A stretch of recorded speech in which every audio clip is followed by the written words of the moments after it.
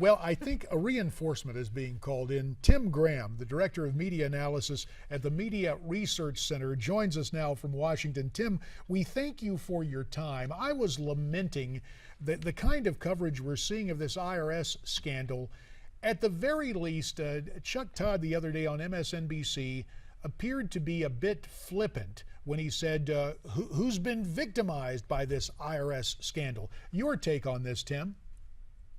I think it reflects where they are in Washington today, which is to say that the denial of a tax exemption, it's not like anybody was murdered, right? Well, obviously what it did was it impaired conservatives from being able to campaign against Obama and his trillion-dollar deficits as far as the eye can see program.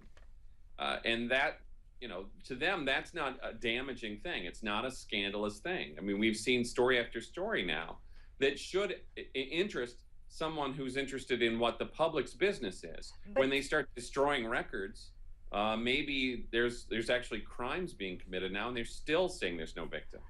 But Tim, some Democrats would argue that Republicans are going a little too far when comparing this to Watergate. What's your take on that?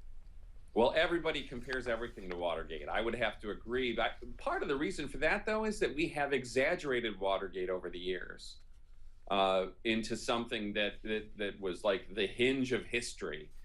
That's something that Ted Kennedy worshipers just never get out of their brains.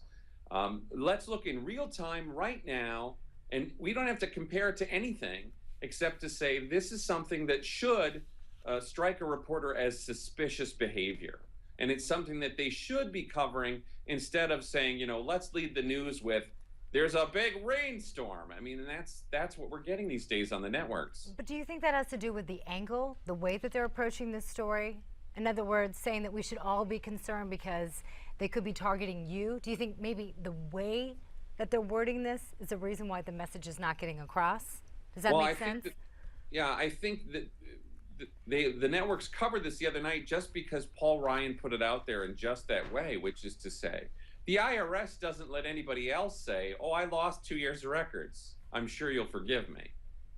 And I think that kind of resonated, and they understood that the IRS is demanding things of the everyday American taxpayer that it's not going to be able to produce in its own case here.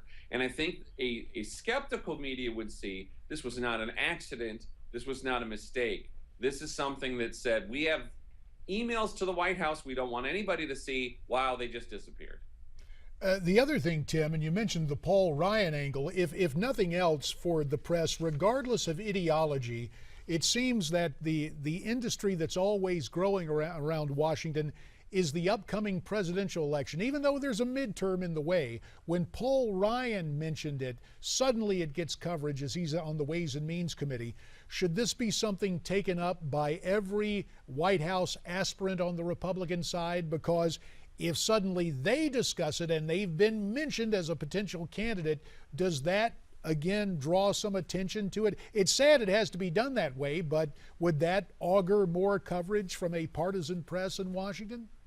Well, I think you're right that Ryan standing as the vice presidential nominee last time probably had something to do with this. But, a lot of times they have the tendency to try to downplay stories just because of how they could play in 2016. And there we just can simply go to Benghazi, where they would simply say, well, we just don't want to focus on this because this would be something that might impair Hillary Clinton's ascension to the Democratic nomination in their dreams, the presidency. Remember that this press corps, they did a survey, Politico, or they reported this survey that like 2/3 of the reporters here in Washington expect her to be the next president. Well, Tim, we appreciate that. And again, as we continue to appreciate your analysis from the Media Research Center, it bears pointing out we're not the media, we're Newsmax TV, which is why we're happy to have you on. We look forward to your next visit.